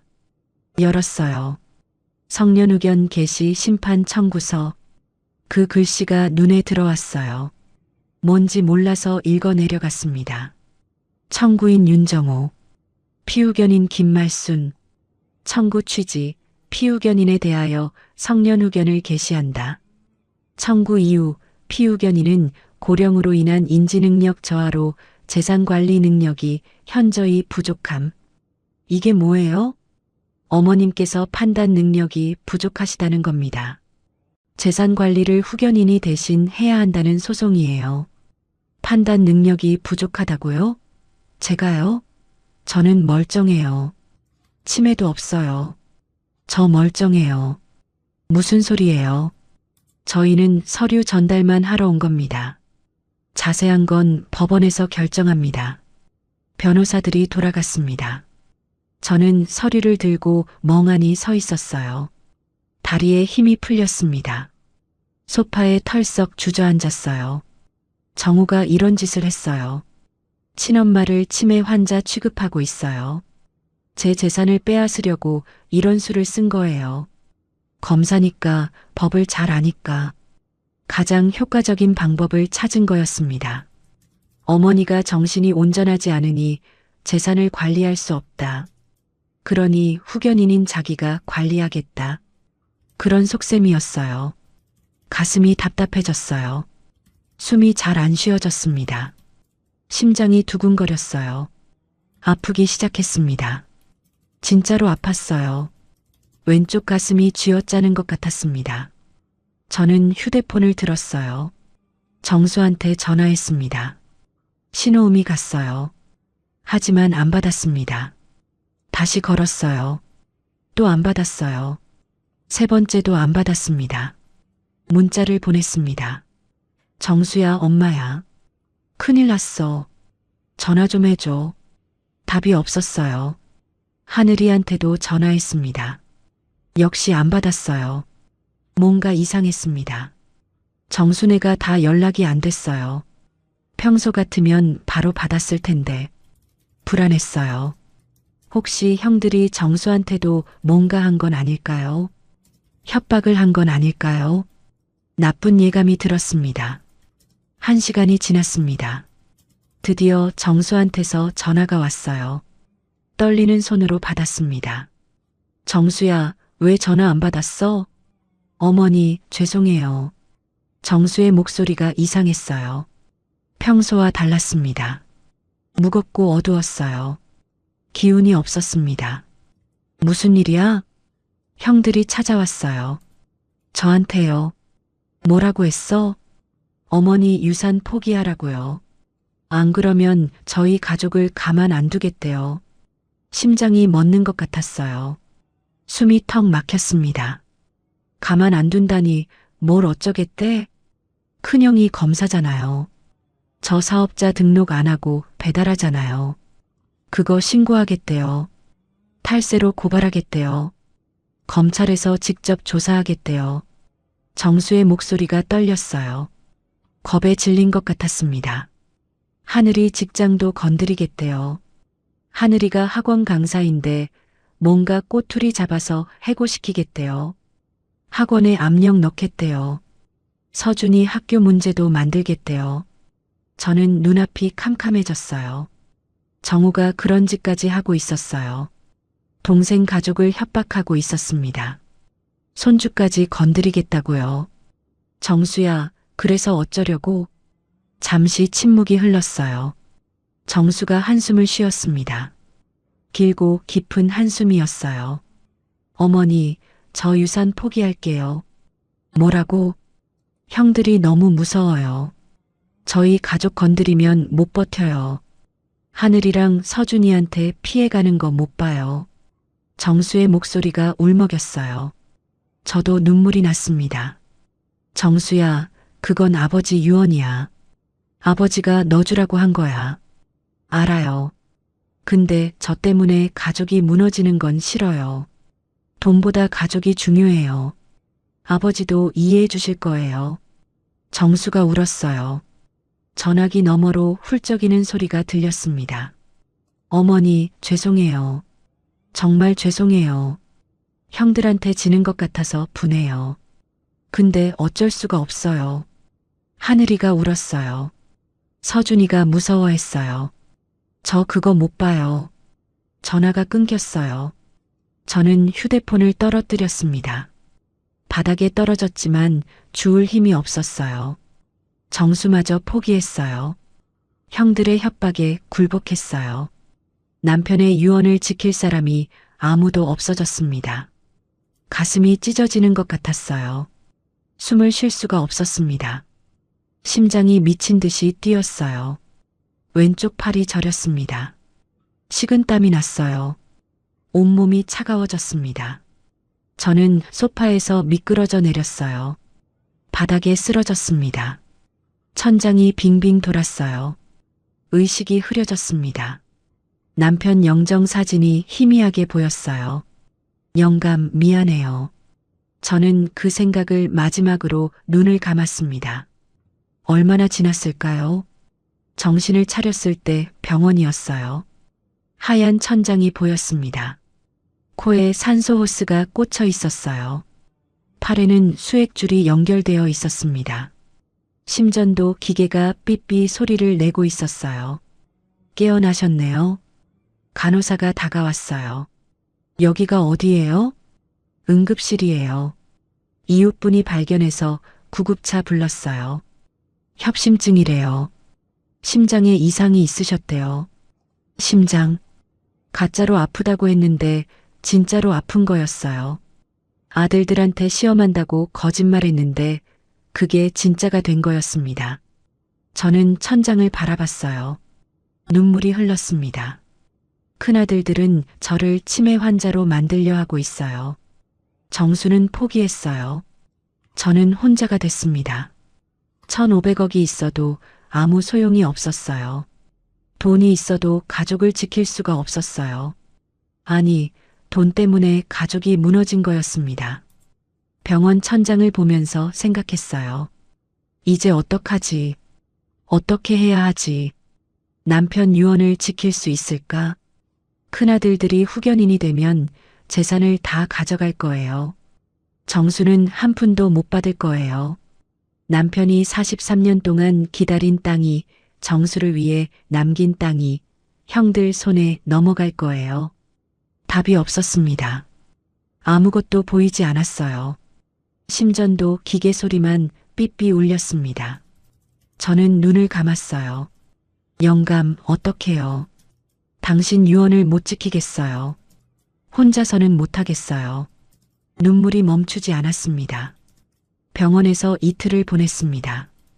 협심증이래요. 스트레스를 많이 받으면 안 된대요. 하지만 스트레스를 안 받을 수가 없었어요. 눈만 뜨면 큰아들들 생각이 났습니다. 성년후견 소송 서류가 눈앞에 아른거렸어요. 병실 창문으로 햇살이 들어왔어요. 하지만 마음은 어두웠습니다. 아무것도 하고 싶지 않았어요. 밥도 못 먹었습니다. 간호사가 죽을 가져다 줬는데 손도 안 댔어요. 숟가락을 들 힘이 없었습니다. 그때 병실 문이 열렸습니다. 박씨 할머니였어요. 손에 과일 바구니를 들고 있었습니다. 헐레벌떡 달려온 것 같았어요. 숨이 차 보였습니다. 말순아, 괜찮아? 박씨 할머니가 침대 옆 의자에 앉았어요. 제 손을 잡았습니다. 손이 거칠었지만 따뜻했어요. 어떻게 알고 왔어요? 구급차 온 거 봤지. 경비 아저씨한테 물어봤어. 무슨 일이야? 왜 쓰러졌어? 저는 한숨을 쉬었어요. 길고 깊은 한숨이었습니다. 그리고 다 말했어요. 보상금 받은 것, 형들이 돈을 요구한 것, 성년후견 소송을 건 것, 정수가 협박당한 것, 정수가 포기한 것. 처음부터 끝까지 다 털어놨습니다. 박씨 할머니가 듣더니 고개를 저었어요. 혀를 찼습니다. 쯧쯧, 그놈들이 그렇게까지 하다니. 피도 눈물도 없네. 어떡해요. 이제 방법이 없어요. 큰아들들이 이겼어요. 방법이 없긴. 내가 아직 살아있잖아. 박씨 할머니가 제 손을 꽉 잡았어요. 눈을 똑바로 봤습니다. 말순아, 내가 옛날에 그랬잖아. 돈은 거울이라고. 사람의 진짜 얼굴을 비추는 거울이라고. 네, 맞았어요. 큰아들들 진짜 얼굴 봤어요. 너무 추했어요. 근데 말이야, 거울은 한쪽만 비추는 게 아니야. 무슨 말이에요? 박씨 할머니가 천천히 말했어요. 또박또박. 큰아들들 얼굴만 본 게 아니야. 내 얼굴도 봤잖아. 정수 얼굴도 봤고 저는 고개를 갸웃거렸어요. 무슨 뜻인지 잘 모르겠었습니다. 정수가 형들한테 협박당하면서도 뭐라고 했어? 돈보다 가족이 중요하다고 했잖아. 1,500억을 포기하면서 한 말이야. 그게 정수의 진짜 얼굴이야. 얼마나 착한 얼굴이야. 맞았어요. 정수는 1,500억을 포기했어요. 가족을 지키려고요. 3년 동안 모은 800만 원 전부를 내놓으려던 애였어요. 그게 정수였습니다. 그리고 너는 어때? 왜 병원에 누워 있어? 정수한테 돈 못 줄까봐 걱정돼서 그런 거잖아. 내 돈 빼앗길까봐 쓰러진 게 아니잖아. 정수 걱정에 쓰러진 거잖아. 그게 내 진짜 얼굴이야. 눈물이 났어요. 박씨 할머니 말이 맞았습니다. 저는 정수 걱정에 쓰러진 거였어요. 돈이 아까워서가 아니라 남편 유언을 못 지킬까 봐요. 말수나 싸워야지. 이대로 지면 안 돼. 어떻게 싸워요? 정우가 검사예요. 법을 다 알아요. 저는 그냥 늙은 할머니고 늙은 할머니가 어때서? 70년 넘게 살아온 사람이야. 그 세월이 무서운 거야. 우리가 뭘 못 겪었어? 전쟁도 겪고 가난도 겪고 남편 떠나보내고 다 이겨냈잖아. 박씨 할머니가 웃었어요. 주름진 얼굴이 환했습니다. 자식놈들한테 질 순 없지. 우리가 키웠는데. 그래도 혼자예요. 정수도 포기했는걸요. 정수가 포기한 건 돈이지. 너를 포기한 게 아니야. 그 애는 아직 내 편이야. 마음은 내 편이라고. 그 말에 뭔가 떠올랐어요. 정수가 마지막에 뭐라고 했죠? 어머니, 죄송해요. 형들한테 지는 것 같아서 분해요. 분하다고 했어요. 포기했지만 분해하고 있었어요. 마음속으로는 아직 싸우고 있었던 거예요. 그리고 나도 있잖아. 옆집 박씨가 80 먹은 늙은이지만 그래도 있어. 박씨 할머니가 제 손을 다시 잡았어요. 우리같이 살아온 사람들이 뭐가 무서워. 자식한테 질 수는 없어. 저는 박씨 할머니를 바라봤어요. 힘이 났습니다. 가슴속에서 뭔가 꿈틀거렸어요. 그래요. 저는 74살을 살아왔어요. 남편을 떠나보내고 혼자서 세 아들을 키웠어요. 새벽마다 청소하고 집을 팔아서 유학 보내고 반지하에서 버텼어요. 그런 제가 왜 여기서 포기해요? 아직 숨 쉬고 있는데. 박씨 할머니 고마워요. 정말 고마워요. 고맙긴. 이웃이 뭐하러 있어. 힘들 때 힘주려고 있는 거지. 박씨 할머니가 과일을 깎아줬어요. 사과를 한 입 베어 물었습니다. 며칠 만에 먹는 음식이었어요. 달았습니다. 목구멍으로 넘어갔어요. 근데 어떻게 싸워요? 성년후견 소송 들어왔는데. 그거야 변호사한테 물어봐야지. 내 편 들어줄 변호사 있잖아. 상속 문제로 만났던 사람. 맞았어요. 제가 상속 문제로 만났던 변호사가 있었어요. 그 사람한테 다시 연락해야겠어요. 그리고 말이야. 박씨